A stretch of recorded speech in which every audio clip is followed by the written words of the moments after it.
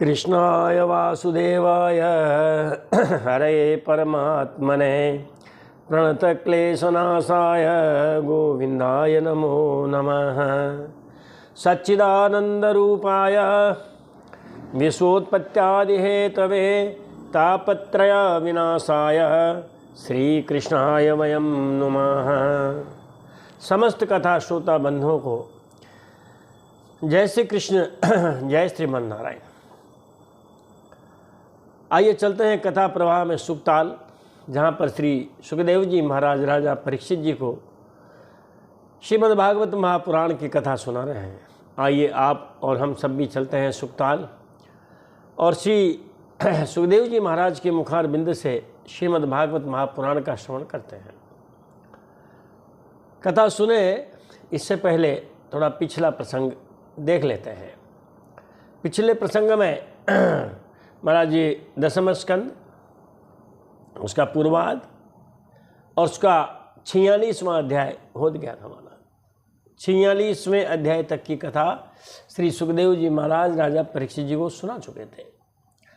और इस 46वें अध्याय में महाराज जो उद्धव जी हैं वो ब्रज की यात्रा करते हैं, क्योंकि भगवान आ गए मथुरा में, सब कुछ आनंद है, फिर भी उनको महाराज उनकी ब्रज की याद आती उनकी, और कहते हैं अपने प्रिय सखा मंत्री अमात्य जो भी कह दीजिए आप उद्धव जी से कि उद्धव मोहे ब्रज बिसरत नाही है। उद्धव, मैं ब्रज को बहुत भुलाने की कोशिश करता हूँ, लेकिन ब्रज मुझसे भूलता नहीं है। वो यमुना पुलिन, वो कदम्ब के वृक्ष, वो गोप गोपियों का प्रेम, वो रासलीला, वो मल्ल युद्ध, वो गोचारण, वो बाबा और मैया का प्रेम दुलार, वो गिरिराज गोवर्धन पर्वत, वो माखन मिश्री का भोग। उद्धव, मुझे ये सब बहुत याद आता है। अब मैं कह के तो आया था बाबा से, वो मैया से 3 दिन बाद आ जाऊँगा, गोप गोपियों से भी कह के आया था कि मैं 3 दिन बाद आ जाऊँगा, लेकिन मैं गया नहीं। उद्धव, तुम जाओ और मेरे वियोग में जो दुखी हैं उनको आप सुखी करके आओ। तो उद्धव जी महाराज ब्रज में गए हैं और जा कर के सबसे पहले वो शाम को पहुँचे हैं। भगवान ने उनका बहुत स्वागत सत्कार किया, खूब आराम से भोजन प्रसादी हुई और बाबा से उन्होंने रात में बातें की, और बातें ऐसी की कि वो रात ही बीत गई मगर बातें नहीं बीती। देखो आप, हमने आपको श्लोक सुनाया था कि एवं निशासा ब्रुवतोर्व्यतीता नंद से कृष्णानुचर से राजन गोप्यः समुत्थाय नूप्य दीपान वास्तुन समभ्यर्च दधीन्य मंथन। सुखदेव जी महाराज कह रहे थे कि हे राजन, नंद से कृष्णानुचर से सा निशा, कहते हैं ब्रुवतो व्यतीता। नंद बाबा के बीच में और उद्धव जी के बीच में महाराज बातें करते करते ही वो रात व्यतीत हो गई। गोपियाँ सवेरे उठी है, दीपक जलाया है, घर की झाड़ी बुआरी की है और दही मथने लगी है। सूर्य भगवान जब उदित हुए तो महाराज गोपियों ने देखा कि बाबा के दरवाजे पर एक बहुत बड़ा जो है सोने जैसा चमचमाता दमदमाता ऐसा कोई रथ खड़ा हुआ है। उनको जिज्ञासा हुई और एक दूसरे से पूछने लगी कि ये रथ किसका है, क्या वही अक्रूर नहीं आ गया है जो कंस का कार्य साधक है, जिसने हमारे भगवान को यहाँ से वृंदावन से ले गया और अब वो क्या लेने आया होगा। कहीं ऐसा तो नहीं कि उसका स्वामी अब मर गया है, हमारे खून से तर्पण करेगा, हमारे मांस पिंड से क्या करेगा, पिंडदान करेगा। महाराज ऐसी बातें वो कर रही थी। इतने में ही महाराज उद्धव जी भी संध्या बंदन करके निपटे हैं और वो भी बाहर निकले हैं। गोपियों की भेंट यहीं पर हुई है। उद्धव प्रसंग महाराज जितना कहे उतना कम है। परवर्ती कवियों ने, सूरदास जी जैसों ने उद्धव प्रसंग बहुत ही बढ़ चढ़ करके उसका वर्णन किया है। अभी के जो कथाव्यास हैं वो भी महाराज इसमें बड़े अच्छे अच्छे भजन बोलते हैं। अब चूँकि हम तो बंधे हुए हैं हस्तिनापुर से, व्यास जी महाराज से बंधे हुए हैं, इसीलिए व्यास जी महाराज से जो लिखा, सुखदेव जी ने जो सुनाया, वही महाराज हम आपको कथा सुनाएंगे। आइए चलते हैं 47वें अध्याय में। बीच बीच में कभी उनकी अगर आवश्यकता हुई तो हमें तो ज़्यादा तो याद है नहीं, पद वगैरह थोड़ा बहुत है टूटा फूटा तो हम आपको सुना देंगे। आज चलेगा अपना 47वां अध्याय। उद्धव जी की गोपियों की बड़ी कटीली बातें होंगी। इसी में महाराज भ्रमर गीत भी आएगा। भ्रमर गीत, भ्रमर का मतलब भंवरा। महाराज उद्धव जी जब जाने लगे तब भगवान ने कहा कि देखो भैया, तुम ब्रज में जा रहे हो, वहाँ के ऐसे भक्त हैं कि जो हमारी जैसी वेशभूषा पहन करके जाते हैं उनसे ही लोग बाग वहाँ बात करते हैं, इसीलिए तुम मेरे वस्त्र पहन के जाओ, मेरा ये रथ ले जाओ, मेरा ही वो मोर मुकुट ले जाओ।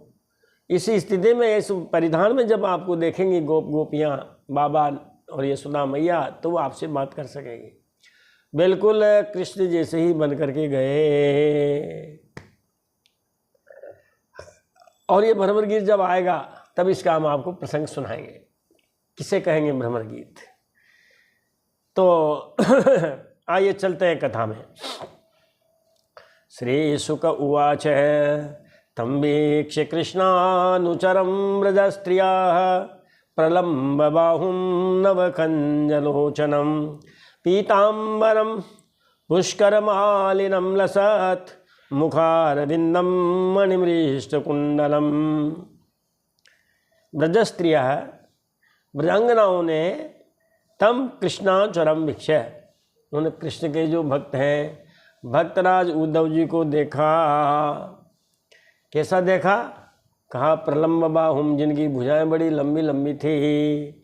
नवकंज लोचनम, महाराज बिल्कुल नील कमल के समान उनके नेत्र हैं। पीताम्बरम, पीले वस्त्र धारण किए हुए हैं। और महाराज जो है कमल के फूलों की माला पहने हुए हैं। बिल्कुल झिलमिलाते हुए मणि और कुंडल, मणियों के कुंडल उन्होंने धारण कर रखे हैं। उन कुंडलों से जिनके महाराज मुख की शोभा अत्यधिक शोभायमान हो रही है, ऐसे उन उद्धव जी महाराज को गोपियों ने देखा। देखकर कहने लगी, शुचि स्मिता को यमपि च दर्शनः कुतस्य कस्याच्युत वेशभूषणः इति स्म सर्वाः परिबभ्रुत्सकाः तमुत्तम श्लोक पदाम्बुजाश्रयम्। महाराज सर्वाहा, वे सारी की सारी गोपियाँ कहते महाराज, मृदु मुस्कान वाली उन गोपियों ने आपस में कहा, ये पुरुष देखने में तो बहुत सुंदर है। अपिच्य दर्शन, सुंदर दर्शन। गोपियों ने कहा, कहारी सखियों, ये जो पुरुष आया है ये देखने में बड़ा सुंदर है, लेकिन ये कुतश्च, कहाँ से आया है? कस्य, ये किसका दूत है? कहाँ से आया है और किसका दूत है? अच्युत वेशभूषण, इसने हमारे लाला भगवान श्री कृष्ण की सी वेशभूषा पहन रखी हैं। इति स्म सर्वाः परिबभ्रुत्सुकाः, इस प्रकार उत्सुकता से, इस प्रकार जो है आतुरता, हड़बड़ाहट, बेचैनी से सारी की सारी जो है आई है। और उन्होंने उद्धव जी महाराज को घेर लिया। तम उत्तम श्लोक पदाम्बुजश्रयम् परिबभ्रुः, भगवान के पदारविंदों के आश्रित जो उद्धव जी महाराज हैं, उन उद्धव जी महाराज को सारी गोपियों ने घेर लिया। तम प्रस्त्रयेणा वनता सुसत्कृतं सव्रीडहासे क्षणसून्द्रितादिभिः रहस्य पृच्छन् उपविष्टमासने विज्ञाय संदेशहरं रमापतेः रमापते संदेश हरम विज्ञाय, जब उन्होंने ये जाना कि तो हमारे भगवान के संदेश वाहक हैं, तब उन्होंने क्या किया, प्रस्त्रयण अवनता, बड़े विनय के साथ उनको प्रणाम किया उद्धव जी महाराज को। सुसत्कृतम, उनका बड़ा सत्कार किया। जब उन्हें मालूम हुआ कि तो रमारमण भगवान श्री कृष्ण का संदेश लेकर आए हैं, तब उन्हें विनय से झुककर सलज, हास्य, चितवन और मधुरवाणी आदि से उद्धव जी का अत्यंत स्वागत सत्कार किया तथा एकांत में आसन पर बैठा कर फिर वे उनसे इस प्रकार कहने लगी, जानीमस्त्वां यदुपते पार्षदं समुपागतं भर्त्रेह प्रेषितः पित्रोः भवान प्रिय चिकीर्षया। गोपियाँ कहती है कि हे उद्धव जी, हम जानती हैं कि आप यदुनाथ के पार्षद हैं।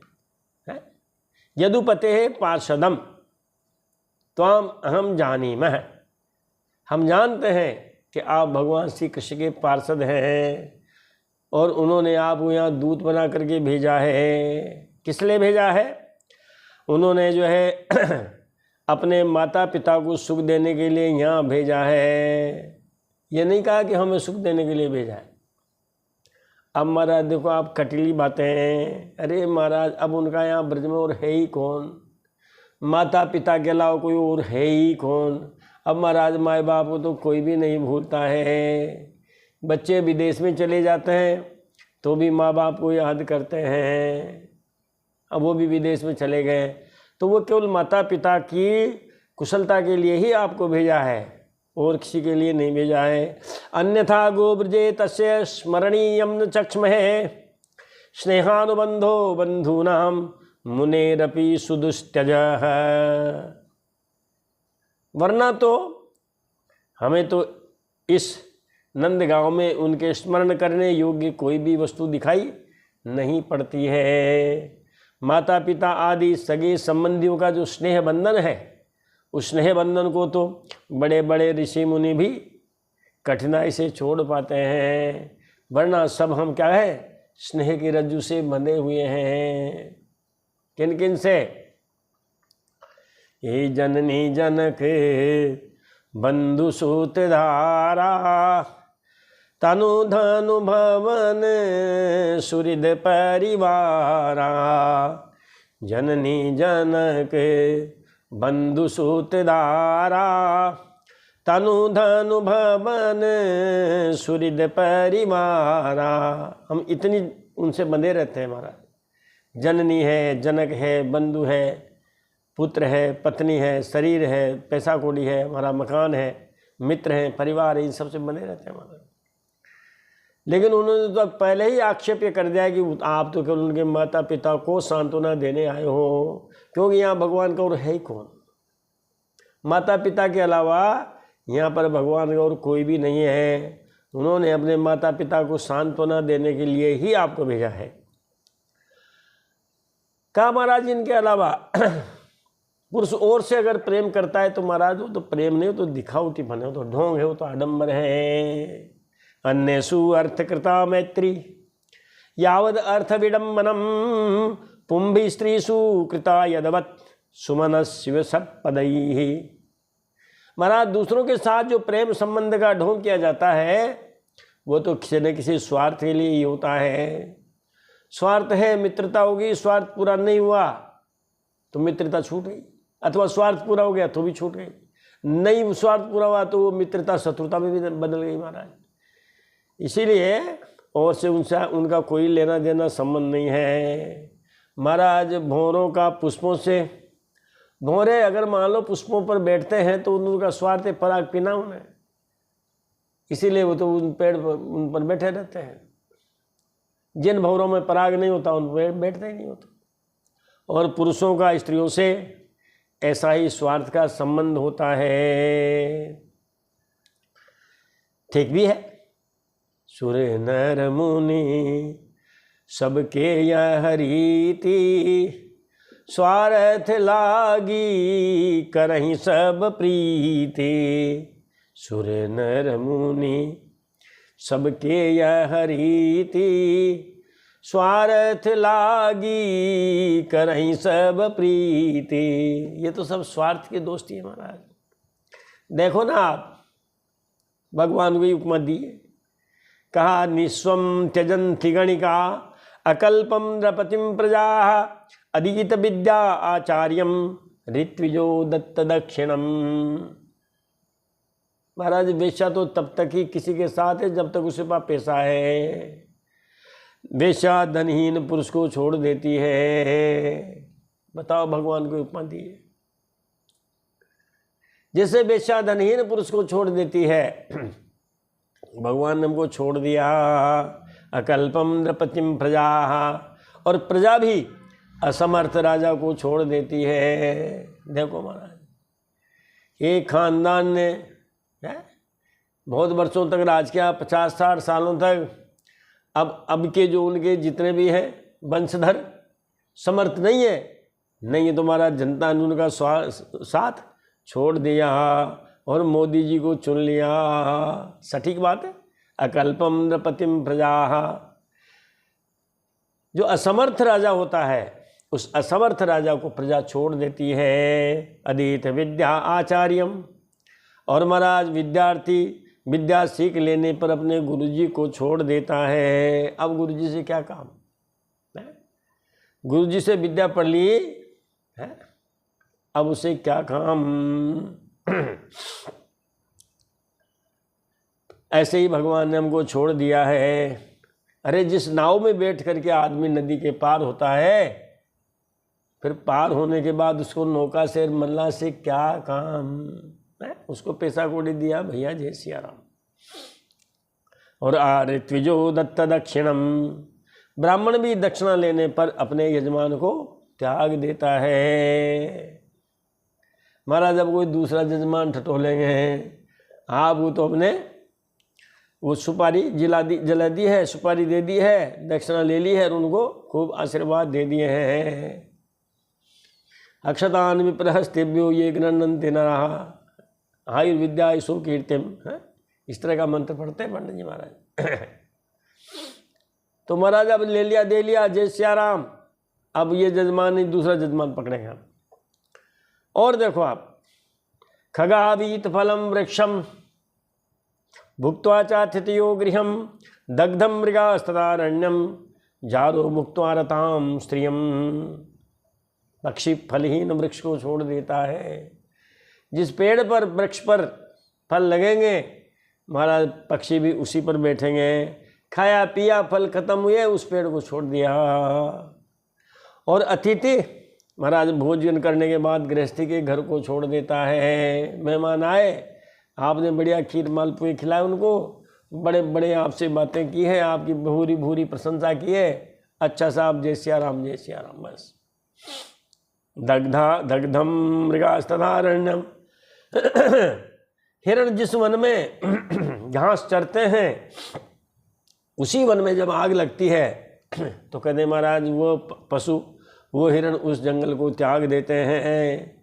और जार पुरुष लंपट, ऐसे जार पुरुष उपभोग कर लेने पर स्त्री को त्याग देते हैं। इसी प्रकार श्री कृष्ण हमें भूल गए हैं। इति गोप्यो हि गोविंदे गतवा कायमानसाः कृष्णदूते ब्रजम याते उद्धवे त्यक्तलौकिकाः। त्यक्तलौकिकाः, गोपियाँ बातें करते करते इतने बहक गई महाराज कि उनको लौकिक मर्यादा का भी ध्यान नहीं रहा है? लौकिक मर्यादा का भी ध्यान नहीं रहा। कहा हुआ कृष्ण जो हमसे कह के गया था 3 दिन बाद आ जाऊंगा, 8 दिन तक नहीं आए और बदले में आपको भेजा है। महाराज हमने यहाँ से कई संदेश भेजे हैं, इतने निष्ठुर हैं कि महाराज उन्होंने किसी का उत्तर तक नहीं दिया। सूरदास जी महाराज ने बहुत अच्छा पद लिखा है, अब पूरा पद तो याद नहीं है लेकिन जितना सा है सुना देते हैं कि संदेशनी मधुवन कूप भरे, संदेशनी मधुवन कूप भरे। हमने जो जो संदेश लिख के भेजे उन्होंने एक का उत्तर नहीं दिया, सारे कागज पत्र उन्होंने किस में डाल दिए? कुएं में डाल दिए। मथुरा के सारे कुएं भर गए। बताओ, क्योंकि वो जमाना तो कागज पत्र का ही था, टेलीफोन व्हाट्सएप का तो था नहीं। संदेशा नहीं मधुबन कूप भरे, जे को पथिक गए यहाँ ते फिर नहीं आने फिरे।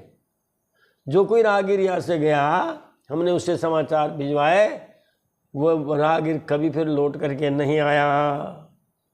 और हमारी स्थिति क्या है उनके वियोग में?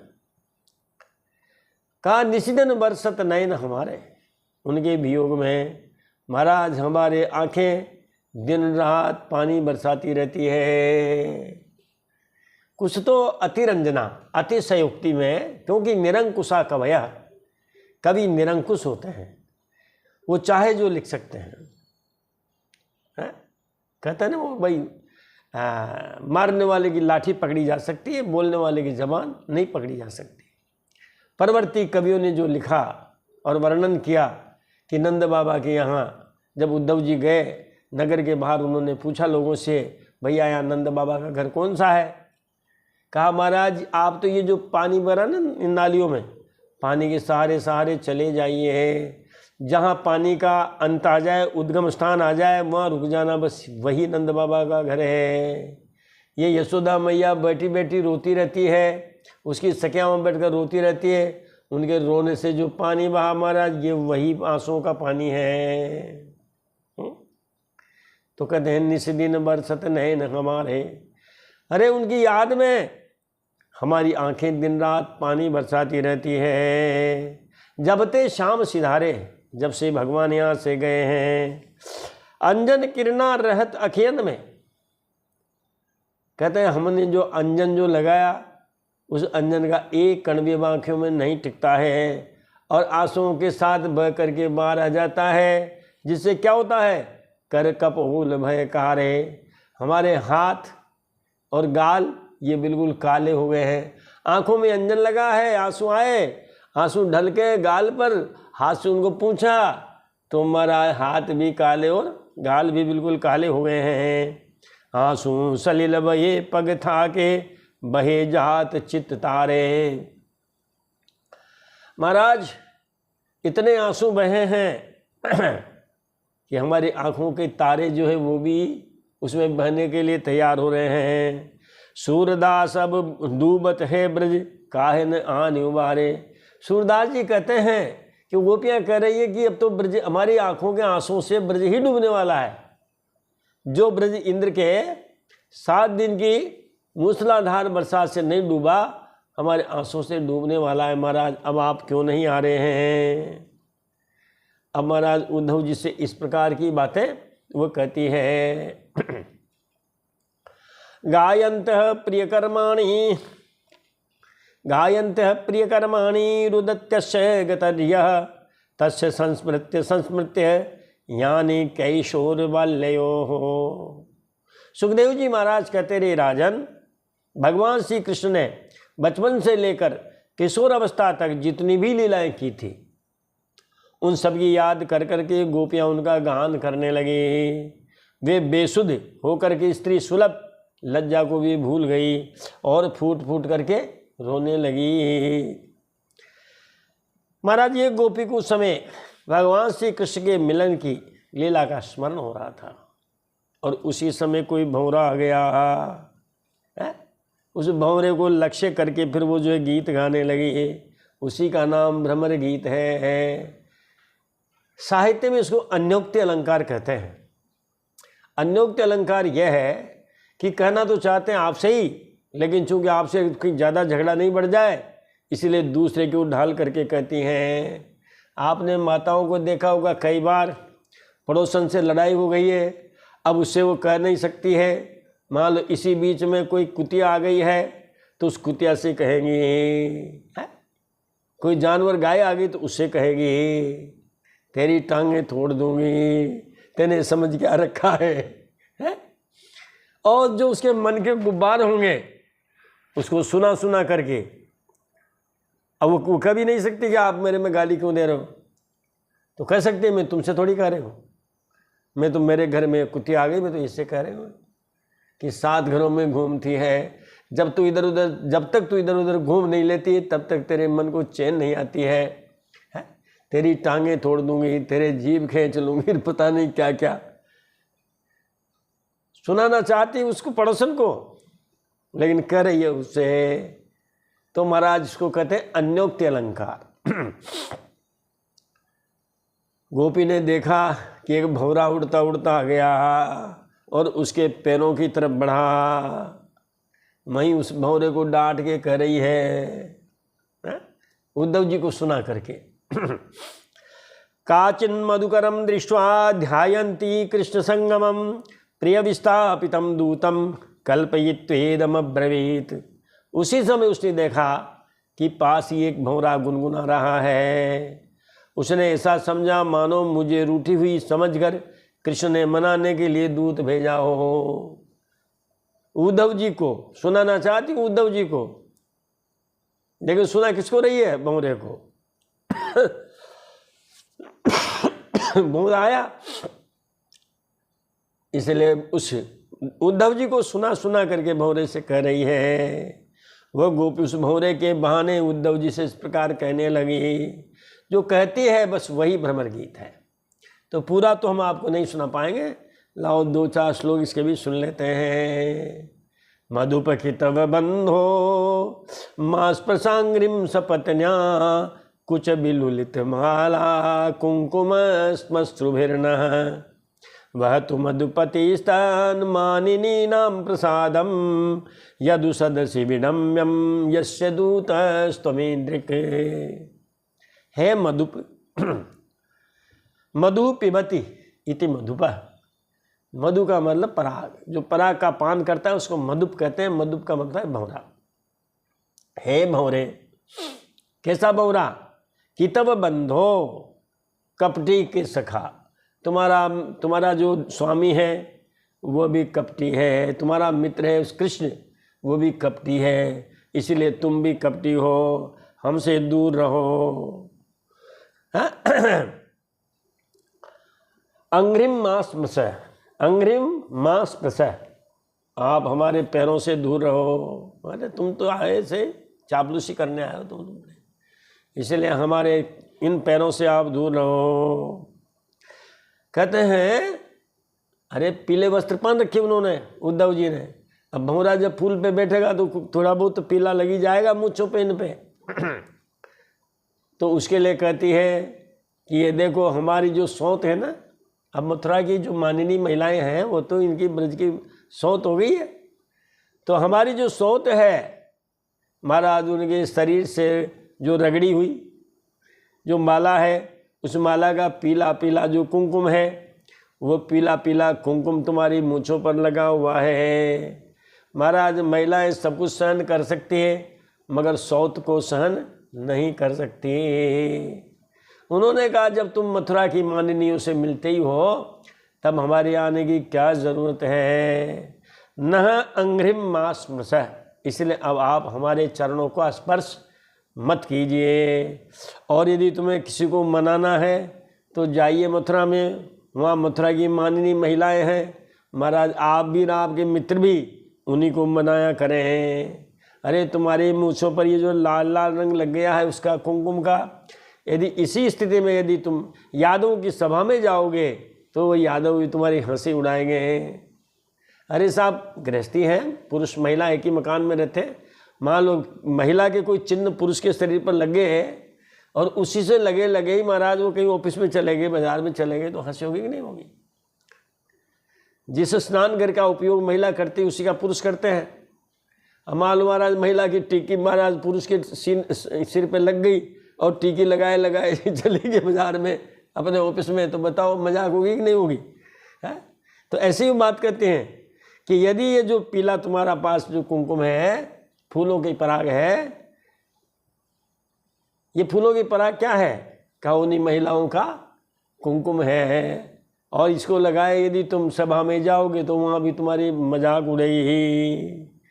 इसीलिए उस कपटी आपका जो मित्र है उसे आपको यहाँ भेजने की क्या आवश्यकता है। ऐसे कपटी स्वामी के तुम भी कपटी दूत हो, हमारे पैरों में मत झुको, मत प्रणाम करो, ऐसा कहती है महाराज। विसृज शिरसि पादम वेद में हम चाटुकारैः अनुनय विदुषस्ते भैत्य दौत्तेर्मुकुन्दात् स्वकृत इह विसृष्टा पत्य पत्यन्य लोका विसृज अकृत चेता किम नु संदेयमस्मिन्। इसीलिए कहा आप हमारे पैरों पर जो मस्तक रख रहे हैं, आप हमारे पैरों पर सिर मत रखिए, विसृज छोड़ दीजिए। हे मधुकर, तुम मेरे पैर पर सिर मत रखो, मत टिकाओ। मैं जानती हूं कि तुम अनुनय विनय करने में, क्षमा याचना करने में बहुत निपुण हो। मालूम होता है कि तुम कृष्ण से यही सीख करके आए हो। अनुनय विदुषा, अनुनय विनय करने में तुम बड़े पारंगत हो। और तुम्हारे जो स्वामी हैं वह भी जो है रूठी हुई गोपियों को मनाने में बड़े माहिर हैं। इसीलिए तुम उनसे यही सीख करके आए हो कि रूठी हुई नायिकाओं को कैसे मनाया जाता है। अरे उसकी बात करते हो तुम, उसके लिए तो हमने हमारे पुत्र को, पति को, सबको छोड़ दिया। और वही जो है निर्मोही, अकृतज्ञ, निष्ठुर ऐसे निकले महाराज है कि वो हमें छोड़ करके चल दिए। हमने उनके लिए सब कुछ छोड़ा और वो हमें भी छोड़ करके चल दिए। तो क्या हम ऐसे उससे संधि करें, मित्रता करें, उसकी बात को सुने? आप जिस पैर से आए हो उसी पैर से वापस लौट जाइए। अब महाराज देखो, आप वो उनके पुराने अवतारों की याद दिलाती है, उद्धव जी को याद दिलाती है कि तुम्हारे कन्हैया जी ठीक नहीं है। पहले कभी वो राम जी बने थे, कभी पहले वो वामन भी बने थे, कभी वो श्री राम जी भी बने थे। उन्होंने क्या क्या कारनामे किए, लो हम तुम्हें सुनाते हैं एक एक करके। मृगयूरिव कपिन्द्रम व्यबदे लुब्ध धर्मा स्त्रियमकृत विरूपां स्त्रीजितः कामयानां बलिमपि बलिमत्वा वेष्टयध्वांशवद्यः तदलमसित सख्यैर् दुस्त्यजस्तत्कथार्थः। मृगयूरिव कपिन्द्रम व्यबदे लुब्ध धर्मा। कहते महाराज वो धर्म को जानते ही नहीं हैं। उन्होंने बेचारे बाली को जो है महाराज शिकारी की तरह मार डाला निर्दयता के साथ। निर्दयता के साथ उन्होंने, अरे वो तो बाली सुग्रीव थे, वो तो दोनों भाई थे, लड़ेंगे एक होंगे, आप कौन?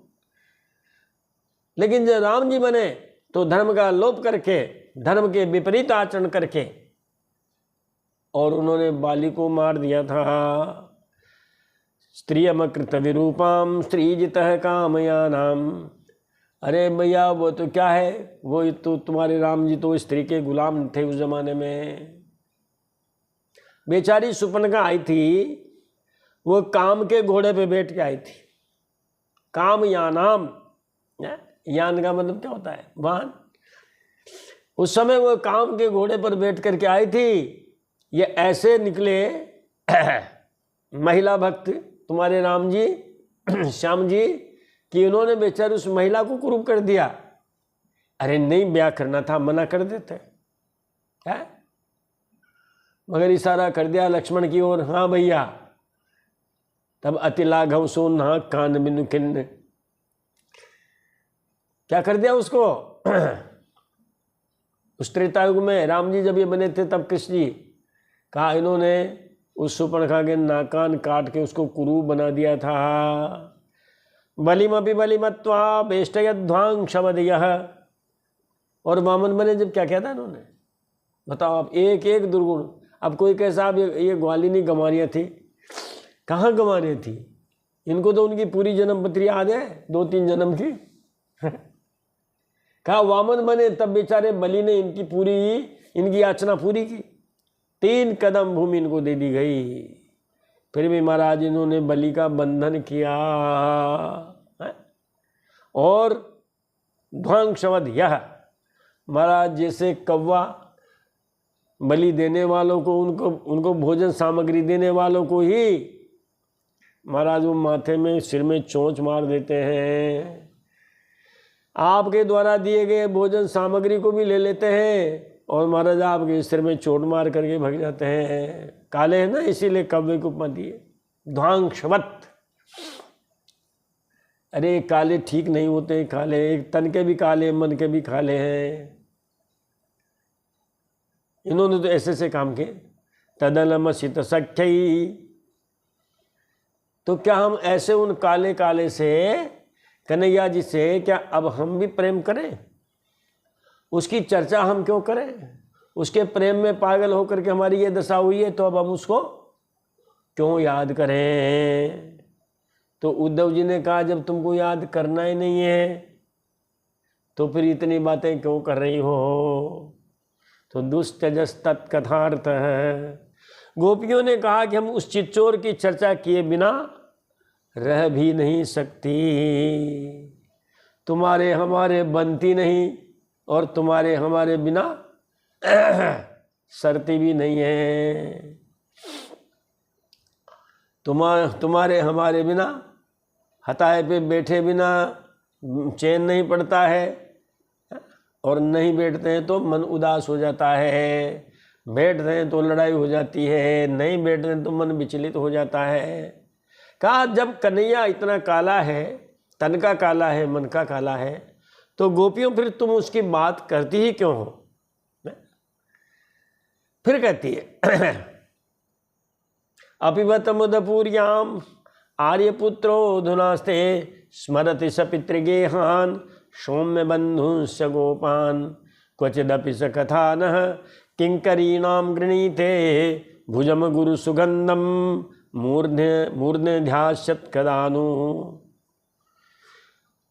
उस भंवरे से कहती है गोपियां, रे भंवरे हमें ये बतलाओ कि आर्यपुत्र भगवान श्री कृष्ण गुरुकुल से लौटकर मधुपुरी में अब सुख से रह रहे हैं ना। अपिबत मधुपुरियाम आर्यपुत्रो अधुना, अधुना मतलब इस समय। जब उन्होंने कंस को मार दिया, पिताजी ने यज्ञोपवीत संस्कार कराया, गुरुकुल में पढ़ने भेज दिया, गुरुकुल से वापस आ गए हैं, अब वो मथुरा में आनंद से रह रहे हैं ना। और कभी कभी हमारी भी याद करते हैं क्या? नंद बाबा को याद करते हैं क्या? यशोदा रानी को याद करते हैं क्या? गोप ग्वालों को याद करते हैं क्या? सगे संबंधी को याद करते हैं क्या? गोपियां कह रही है, क्या वो कभी नंद बाबा, यशोदा रानी, यहाँ के घर सगे संबंधी और ग्वाल बालों को भी याद करते हैं क्या? और जब वो मथुरा की नायिकाओं से बात करते होंगे तो क्या कभी हमारी भी बात करते हैं क्या कि मैं जब ब्रज में रहा तब मेरी इतनी गोपियाँ थी, ऐसी प्यारी गोपियाँ थी? इस प्रकार कभी हमारी भी चर्चा चलाते हैं क्या? क्या वो कभी अपनी अगर के समान सुगंधित अपनी जो भुजा है, उस भुजा को कभी हमारे सिर पर रखेंगे क्या? क्वचिदपि स कथा न किंकरीणाम गृणीते। किंकरी का मतलब दासी, किंकर का मतलब दास। हम जैसी जो दासियां हैं उनकी, क्या उनको भी याद करते हैं? उनका सुगंधित जो हाथ है महाराज, वो कभी हमारे सिर पर रखेंगे क्या? क्या हमारे जीवन में कभी ऐसा शुभ अवसर आएगा क्या? कुछ लोग भजन सुना देते हैं, कथावाचक व्यास जी महाराज, क्योंकि कथा दो तरह की है, कथा रोचक भी है, कथा यथार्थ भी है। आप जो कथा सुन रहे हैं ये यथार्थ कथा है। रोचक वह होती जहाँ 1 घंटे में 5 भजन होते हैं, नृत्य भी हो जाता है। अब यहाँ तुम मजीरे भी नहीं है, कुछ भी नहीं है, ये यथार्थ है। लोग एक भजन सुनते हैं, हमें ज़्यादा तो उसकी लय वगैरह याद नहीं है, लेकिन फिर भी जितना सा सुना सके। वो उद्धव, ये तो प्रेम की बात है उद्धव, जिंदगी तेरे बस की नहीं है, ऐसा भजन व्यास महाराज जो है गा देते हैं।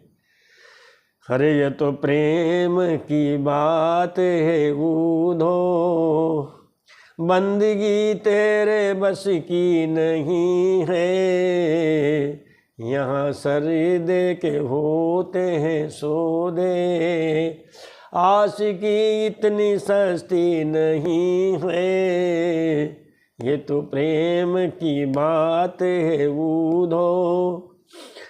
प्रेम वालों ने कब वक्त पूछा, उनकी पूजा में सुन ले ये उधो।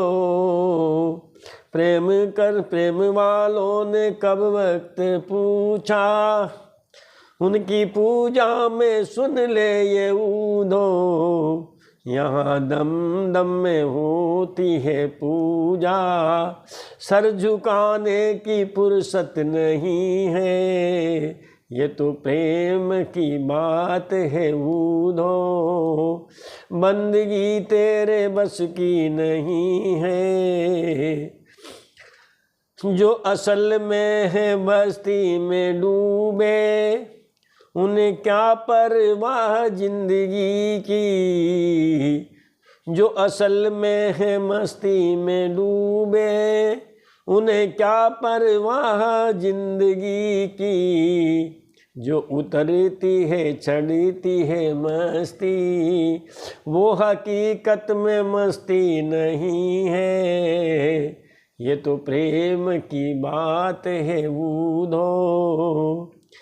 जिसकी नज़रों में है श्याम प्यारे, वो तो रहते हैं जग से नियारे। जिनकी नज़रों में है श्याम प्यारे, वो तो रहते हैं जग से नियारे। वो नज़र जिसकी नज़रों में मोहन समाए, वो नज़र फिर तरसती नहीं है। जिसकी नज़रों में मोहन समाए, वो नज़र फिर तरसती नहीं है, ये तो प्रेम की बात है उधो। इस प्रकार बड़े संगीत स्वर लहरियों के साथ कथा व्यास जी महाराज जो बैठे रहते हैं संगीत वाले, उनसे सुनाते हैं। वो खुद भी गा सकते हैं, गाते हैं, क्योंकि अब कथा में दो बातें जरूरी हो गई महाराज। पहले एक बात जरूरी थी, कथा व्यास होता था जो मूल पाठ कर सके। सवेरे मूल पाठ करेंगे 12 बजे तक, फिर 12 बजे के बाद फलाहार करके फिर कथा करेंगे। ये तो प्राचीन पद्धति है, अब ये लुप्त प्राय है। और अब कहा संगीत होगी और कथा होगी। अब धीरे धीरे संगीत की मात्रा बढ़ती जा रही है। जैसे कोई आयुर्वेद की कड़वी दवाई हो, कहे भैया इसको शहद के साथ ले लेना, तो महाराज अब दवाई धीरे धीरे कम हो रही है और शहद धीरे धीरे बढ़ रही है। कहीं ऐसा ना हो कि दवाई खत्म हो जाए और शहद ही चाटने लग जाए। चाट लो, लेकिन उससे बीमारी मिटने वाली नहीं है। बीमारी तो उस कड़वी दवाई से मिटेगी। तो कहते हैं हरि रस पिया जानिए कबहू न जाए खुमार। भगवान के रस को पिया हुआ तब समझिए जब उसकी खुमारी नशा कभी ना उतरे। मैं मनता घूमत रहे नाहे तन की सार, शरीर की भी शुद्ध न रहे। भागवत जी में तो ऐसे से भी उल्लेख है कि जिस प्रकार एक शराबी को अपने वस्त्रों की भी शुद्धि नहीं रहती है, जबकि तो एक क्षणिक नशा है, जब उसमें उसको अपने शरीर का ध्यान नहीं रहता है, तब ईश्वर का नशा कैसा हो? ऐसा हो वो नशा उतरता है।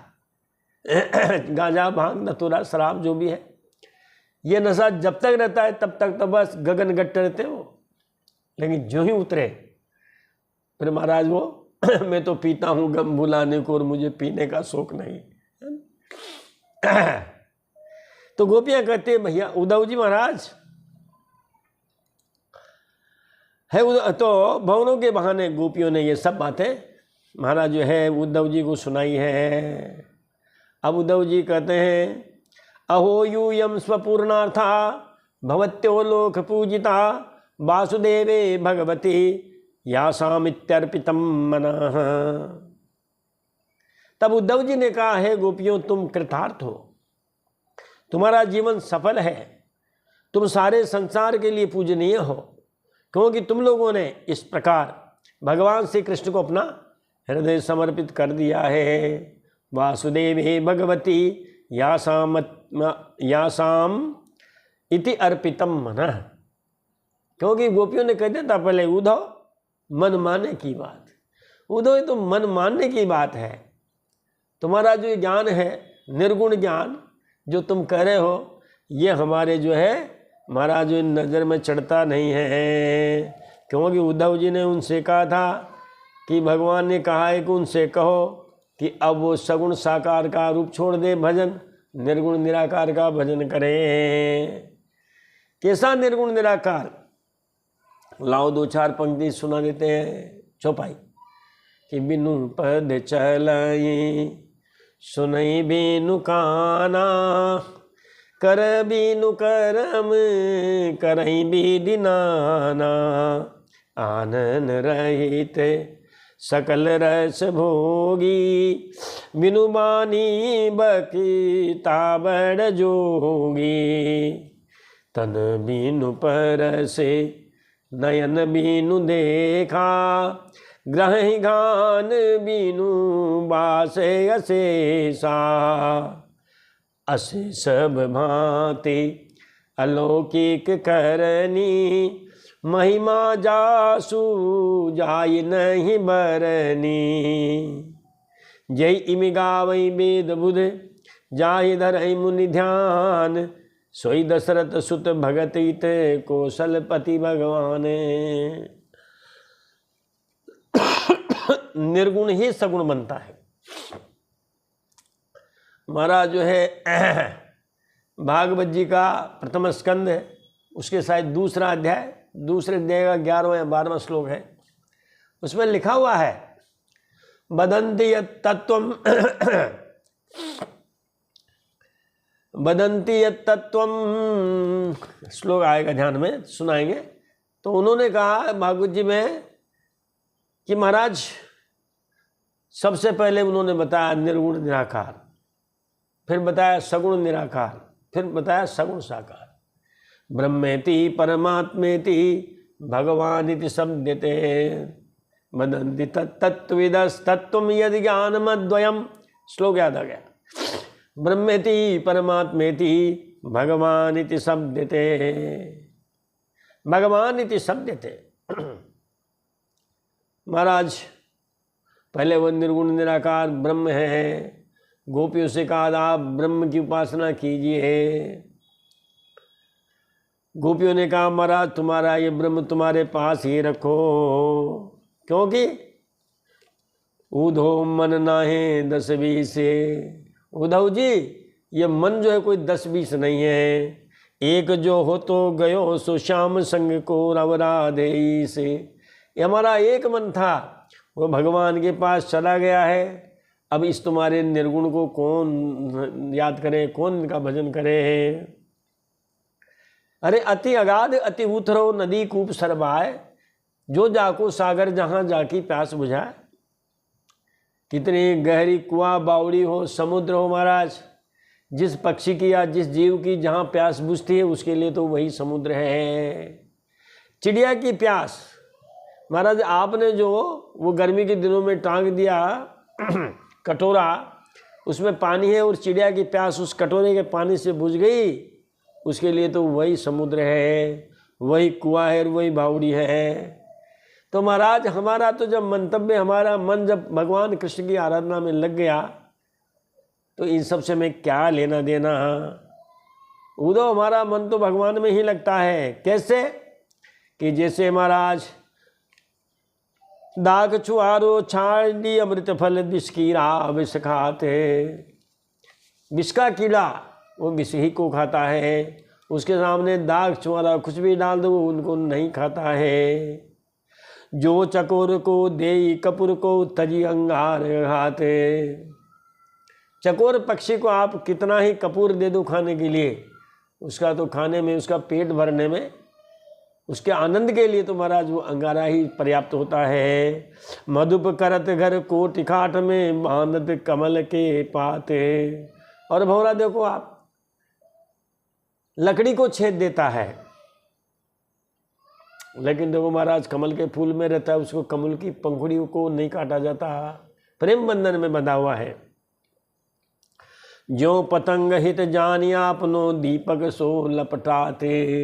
पतंगा देखो महाराज, पतंग भी अपना हित जान करके वो कहाँ जाता है, महाराज दीपक के पास जाता है और उसे लिपट जाता है, भले वो प्राण पखेरु उसके उड़ जाते हैं। जब दीपक की तरफ उड़ता है, शायद दीपक उससे कहता होगा आजा प्यारे पास हमारे, काहे को घबराए। वो जाता है अपने प्राण खो बैठता है। सूरदास जाको जासो हित सोई ताई सुहाते। जिसको जहाँ अपना हित दिखता है महाराज तो वहीं जाता है। इतनी इतनी बातें जब गोपियों ने उद्धव जी से कही, तब कहा उद्धव जी ने, ओहो है गोपियों, तुम कृतार्थ हो, तुम्हारा जीवन सफल है, तुम सारे संसार के लिए पूजनीय हो, क्योंकि तुम लोगों ने इस प्रकार भगवान श्री कृष्ण को अपना हृदय समर्पित कर दिया है। श्रूयताम प्रिय संदेशो भवती नाम सुकापः यमादाया गतो भद्रा अहम भर्तुरस्करः। संवाद चल रहा है महाराज। अब ये बात सुनी है, तब जो है वो उद्धव जी महाराज कहते हैं, हे गोपियों, श्रूयताम प्रिय संदेशो भवती नाम सुकापः। मैं श्री कृष्ण का गुप्त दूत हूँ, तुम्हारे प्रियतम श्री कृष्ण ने तुम लोगों को सुख देने के लिए प्रिय संदेश भेजा है। हे कल्याणियों, वह संदेश हे कल्याणियों, वही संदेश लेकर मैं तुम्हारे पास आया हूँ, अब आप उसे सुनिए। भगवान ने कहा है कि यत्त्वहं भवती नाम वै दूरे वर्ते प्रियो दिशाम मनसः सन्निकर्षार्थम मदनुध्यान काम्या। श्री कृष्ण ने कहा कि हे गोपियों, निश्चय ही आग के तारे के समान मैं तुम्हारा अत्यंत प्रिय होकर भी आपसे दूर रहता हूँ। उसका कारण यह है कि तुम निरंतर ध्यान के द्वारा शरीर से दूर रहकर भी मन से हमेशा मेरे पास रहो, मन से मेरी सन्निधि का अनुभव करो, कभी भी मुझसे दूर न रहो। क्योंकि यथा दूर चरे प्रेष्ठे मन आविश्य वर्तते स्त्रीणाम चैन तथा चेतः सन्निकृष्टेक्ष गोचरे। क्योंकि स्त्रियों का चित्त अपने परदेशी प्रियतम में जितना आसक्त रहता है, अरे महाराज हमेशा घर ही घर में महाराज उनको झाड़ू पोछा नहीं करने दे, तब क्या कहेगी महिलाएं? अरे महाराज अब तो बाहर निकलो, झाड़ू पोछा तो करने दो। और कोई ज़्यादा ही वो गृहासक्त होगा तो महाराज उसको कुछ झिड़कियाँ भी सुनने को मिल सकती है। केजरीवाल जी का चुनाव चिन्ह उनको दिखाया जा सकता है। कहते हैं दूर रहने वाले पति में पत्नी की आसक्ति ज़्यादा होती है, उतनी पास में 24 ही घंटे पास रहो आप दिन रात। तो कहते हैं स्त्रियों का चित्त अपने परदेशी प्रियतम में जितना आसक्त रहता है, उतना आँखों के सामने पास में रहने वाले प्रीतम में आसक्त नहीं रहता। या मया क्रीडिता रात्र्याम वनेस्मिन् मज आस्थिता अलब्धनासा कल्याण्यो मदगापुर्मदवीर्य चिंतया। हे कल्याणियों, जिस समय मैंने वृंदावन में शरद पूर्णिमा की रात्रि में रास क्रीड़ा की थी, उस समय जो गोपियाँ मेरे साथ रास विहार में सम्मिलित नहीं हो सकी थी, वे मेरी लीला का स्मरण करके मुझे ही प्राप्त हो गई थी।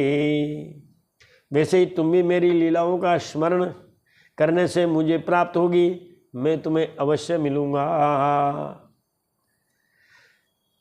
तो प्रश्न ये उठता है कि भगवान ने ब्रजवासियों के प्रेम को क्यों छिपाया? वो फिर मथुरा से वृंदावन क्यों नहीं गए? वृंदावन से उन गोपियों को, माता पिता को क्यों नहीं बुलाया? तो महाराज इसके 2 कारण बताते हैं विद्वान लोग। एक तो क्योंकि भगवान ने कंस को मारा था। कंस की जो ससुराल है वो जरासंध के यहाँ है। अब अगले बस अब ये पूर्वार्ध का समापन है, 1-2 अध्याय हो रहा है, 47वां तो चल ही रहा है, 48, 49।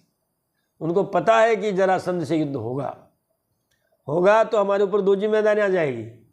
इन गोप ग्वालों की रक्षा की भी जिम्मेदारी है और उससे युद्ध करने की भी जिम्मेदारी। इससे अच्छा है कि इसको वहीं रहने दो। अरे इस प्रेम को प्रकट मत करो। यदि प्रेम को प्रकट करेंगे तो जरासंध आज अपने ऊपर दावा नहीं बोलेगा तो उधर ब्रजवासियों पर बोल देगा। अभी आप जो युद्ध के जो हालचाल हो रहे हैं, अभी हम जब आपको कथा सुना रहे हैं तो एक और युद्ध छिड़ रहा है अपने इजराइल और ईरान का। बताओ, ईरान ने कह दिया कि अगर अमेरिका हम पर आक्रमण करेगा तो हम उसके जहाँ जहाँ उसकी ठोर ठिकाने, अमेरिका पर डायरेक्ट नहीं, उसके जहाँ जहाँ ठोर ठिकाने हैं हम उन पर जो है बमबारी करेंगे। बताओ, तो चूंकि अब कंस से झगड़ा होने वाला है, कंस ने, कंस के ससुर साहब से, तो महाराज इस प्रेम को प्रकट करेंगे तो महाराज वो अपने सगे संबंधियों पर आक्रमण कर सकता है। इसीलिए उन्होंने ब्रजवासियों के प्रेम को छुपाया। दूसरा कारण है कि भगवान का ब्रज में माधुर्य भाव है और मथुरा में ऐश्वर्य भाव है। कहते हैं महाराज बब्बर शेर मिल जाना अच्छा, लेकिन बचपन का यार मिलना बुरा होता है। एक मित्र कलेक्टर बन गया, एक मित्र खेतीबाड़ी पशुपालन में रह गया।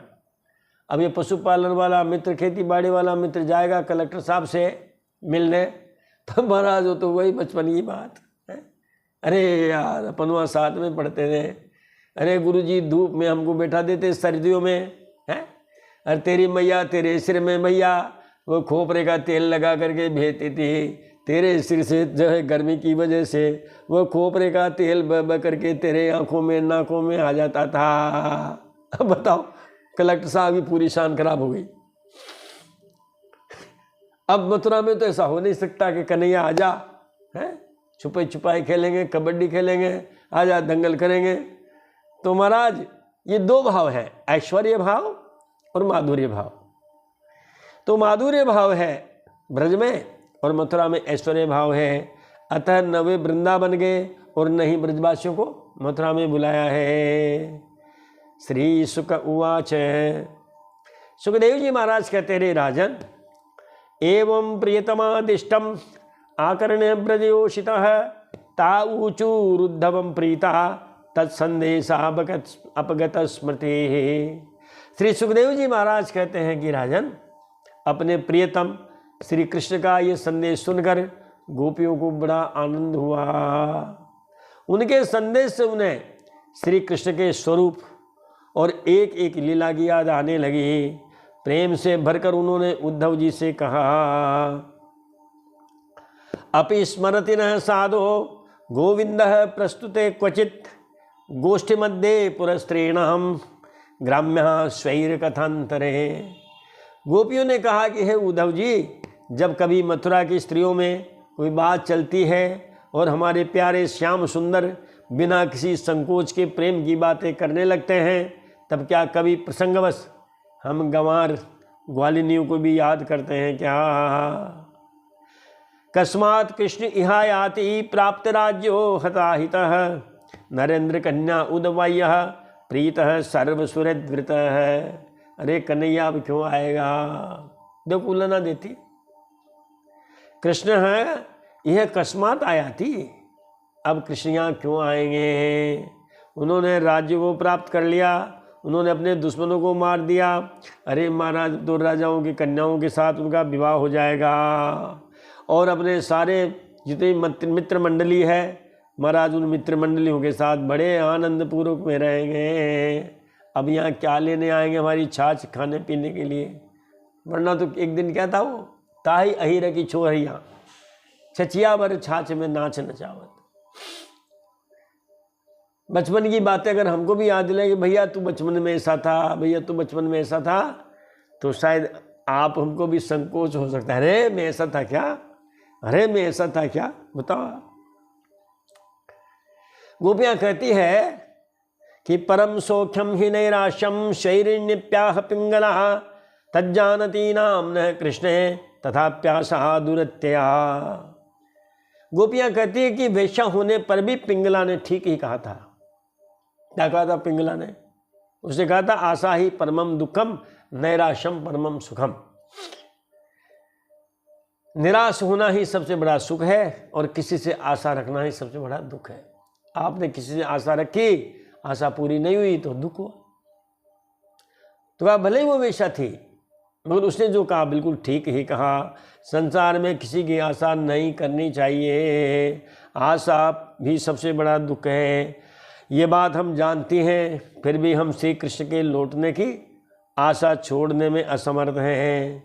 उनके शुभागमन की प्रतीक्षा ही हमारा जीवन है।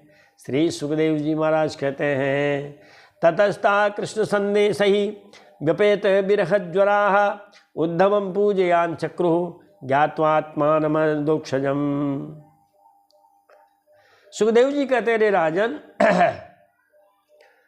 भगवान का प्रिय संदेश सुनकर गोपियों के विरह की व्यथा शांत हो गई। व्यपेत बिरह ज्वरा, जब कथा सुनी पूरी तो उनकी जो है मानसिक आदि महाराज शांत हो गई। वे श्री कृष्ण को अपनी आत्मा के रूप में सर्वत्र समझ चुकी थी। अब समझिए वो कि आत्मा सो परमात्मा।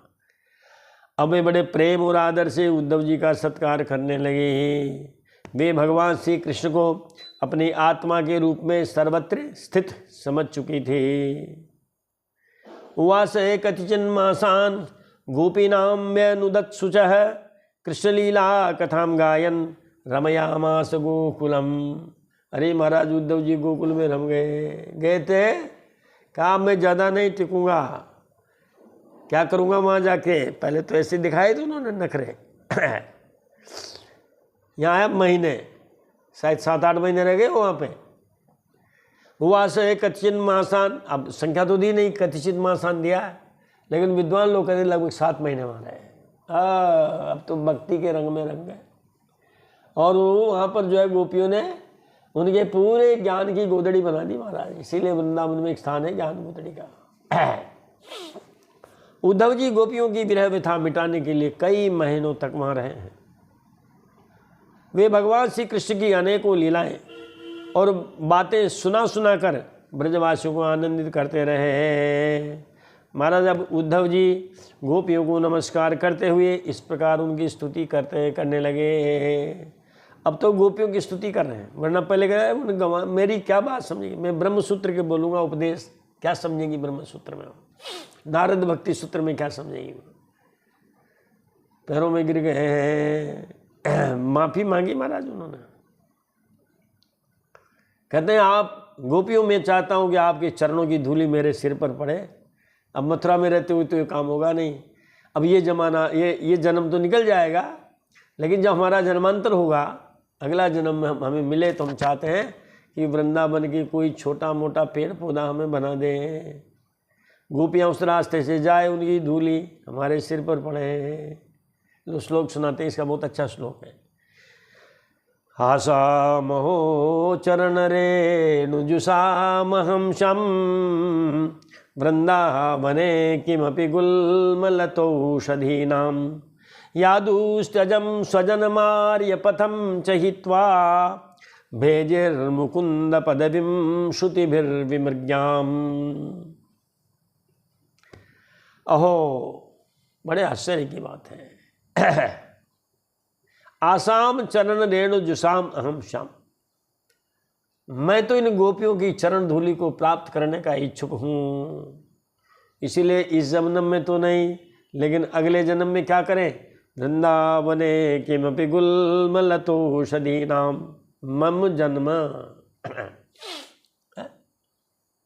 भवेत्। महाराज बड़ पीपल मत बनाना, क्योंकि बड़ पीपल बहुत ऊंचे होते हैं, वहाँ तक कदाचित गोपियों के पैर की धूली पहुँचे न पहुँचे। इसीलिए छोटे बनाना, अब तो लता पता बना देना, गमलों में होते ना पौधे, ऐसी गुल्म लता हमें बना देना। जिससे क्या होगा कि गोपियाँ निकलेगी, उनकी चरण धूली उड़ेगी, वो हमारे सिर पर गिरेगी। यादुस्त्यजम स्वजनमार्य पथम चहित्वा, ऐसी तपस्विनी गोपियाँ रही है महाराज, जिन्होंने लौकिक मर्यादा का और वैदिक मर्यादा का उल्लंघन करके और भगवान के चरण चिन्हों पर दौड़ पड़ी है। उन स्वजन संबंधियों लोक वेद की मर्यादाओं का परित्याग करके उन्होंने भगवान की पदवी उनके साथ तन्मयता को प्राप्त कर लिया है। जिनको प्राप्त करने के लिए वेद भी ढूंढते रहते हैं, वे भी नेति नेति कह करके पुकारते रहते हैं। ऐसे उस जो है ब्रह्म को उन्होंने वहाँ पर साकार प्राप्त किया।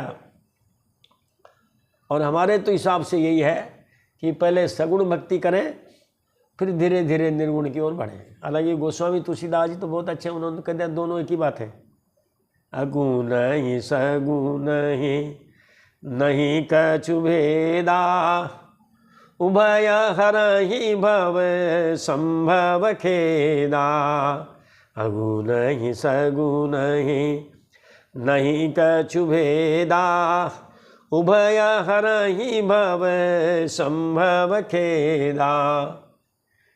संप्रदाय में लड़ाई हो जाती है महाराज इसमें तो कोई सगुण को मानते हैं, कोई निर्गुण को मानते हैं। अरे महाराज निर्गुण ही सगुण बनता है। जो महाराज वो भगवान है एक, अरे महाराज वो गुठली ही जब जाएगी जमीन में तब महाराज जमीन तो बिल्कुल पूरी एक, उसमें से जब वृक्ष निकलेगा तो साकार ही निकलेगा। इसीलिए कह दिया महाराज, वदन्ति यत् तत्त्वं यत्तद् ज्ञानमद्वयं ब्रह्मेति परमात्मेति भगवान इति शब्दते। वो ब्रह्म ही परमात्मा है, फिर वो परमात्मा ही भगवान है। वो ज्ञानियों का ब्रह्म है, वो योगियों का परमात्मा है, और भक्तों का महाराज वो भगवान है। उद्धव जी महाराज गोपियों का इस प्रकार महाराज बड़ा आभार व्यक्त करते हैं और अब विदा लेते हैं। श्री शुक उवाच अथ गोपीरनुज्ञाप्य यशोदाम नंदमेव च गोपानामन्त्रदासारो यासन्नारूरुहे रथम। सुखदेव जी महाराज कहते रे राजन, इस प्रकार कई महीने ब्रज में रह करके उद्धव जी ने अब मथुरा जाने के लिए गोपियों से, नंद बाबा से, यशोदा मैया से आज्ञा प्राप्त की है। ग्वाल बालों से विदा लेकर वहाँ से मथुरापुरी जाने के लिए रथ पर वो सवार हो गए। तम निर्गतम समासाद्य नानोपायन पाणयः नंदादयो अनुरागेण प्रावूचन अश्रुलोचना। जब उनका रथ ब्रज से निकलकर बाहर निकला तब नंद बाबा आदि गोपगण बहुत सी भेंट की सामग्री लेकर उनके पास आए हैं। आंखों में आंसू भरकर उन्होंने बड़े प्रेम से कहा है, कर्मवीर भ्राम्यमाणानां यत्र क्वापि स्वरेच्छया मंगलाचरितैर्दानै रतिर्नः कृष्ण ईश्वरे। बाबा ने, गोप वालों ने, सबने कहा है उद्धव जी से, है उद्धव जी, हम भगवान की इच्छा से अपने कर्मों के अनुसार चाहे जिस भी योनि में जन्म लें। देखो अगली योनि कैसे मिलती है, इनमें दो बातें कही है। एक तो अपने कर्मों के अनुसार, दूसरा है भगवान की इच्छा से।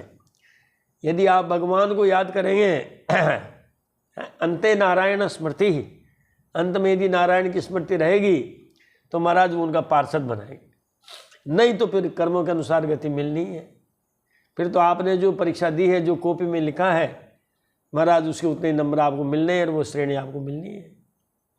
महाराज हम जिस भी योनि में जन्म लें वहाँ शुभ आचरण करें, दान करें और उसका फल यही पावे कि श्री कृष्ण में हमारी प्रीति उत्तरोत्तर बढ़ती ही रहे। महाराज बाली ने भी श्री राम जी से ही कहा था अंत में, यद्यपि भगवान ने कहा था कि तुम चाहो तो प्राण रख सकते हो,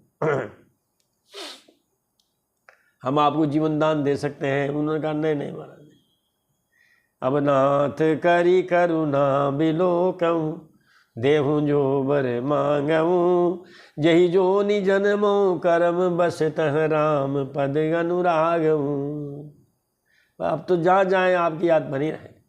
भरत जी ने भी कहा था महाराज, अर्थ न धर्म न काम रुचि गति न जाऊँ निर्वाण, जन्म जन्म रति राम पद यह वरदान आन। आन यानी अन्य, अन्य में कोई वरदान नहीं चाहिए।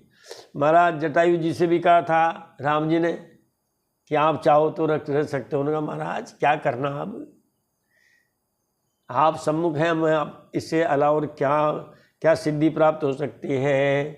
जन्म जन्म मुनि जतन कराई, अंतराम कही आवत नाही। जन्म जन्म मुनि जतन कराही, अंतराम कही आवत नाई। जन्म जन्मांतरों तक मुनि यत्न करते हैं, नाम ही नहीं आता, आप तो सामने खड़े हैं। बाली ने भी कहा महाराज आप तो सामने खड़े हैं। जटायु जी ने भी कहा महाराज आप तो सामने खड़े हैं, क्या चाहिए, इससे बढ़ के क्या मिलेगा। एवं समाजितो सभाजितो गोपही कृष्ण भक्त्या नराधिप उद्धव पुनरागच्छन् मथुराम कृष्ण पालिताम। सुखदेव जी महाराज कहते हैं परीक्षित, नंद बाबा आदि गोपों ने इस प्रकार कृष्ण भक्ति के द्वारा उद्धव जी का सम्मान किया। अब वे भगवान श्री कृष्ण के द्वारा सुरक्षित मथुरापुरी में लौट आए हैं। कृष्णाय प्रणपत्याः भक्त्युद्रेकं व्रजौकसां वसुदेवाय रामाय राज्ञे चोपनान्यदात्। राज्ञे च उपनयनानि अदात्। उपायनानि, उपायन का मतलब भेंट की सामग्री। महाराज वहाँ पहुँचे हैं, पीला दुपट्टा पड़ा हुआ है, पीताम्बर है, अरे भगवान कृष्ण के गुणगान करते हुए आ रहे हैं, गोपियों के गुणगान करते आ रहे हैं। अरे भगवान से आते ही महाराज झगड़ पड़े हैं, तुम ऐसे हो, निष्ठुर हो, ये हो।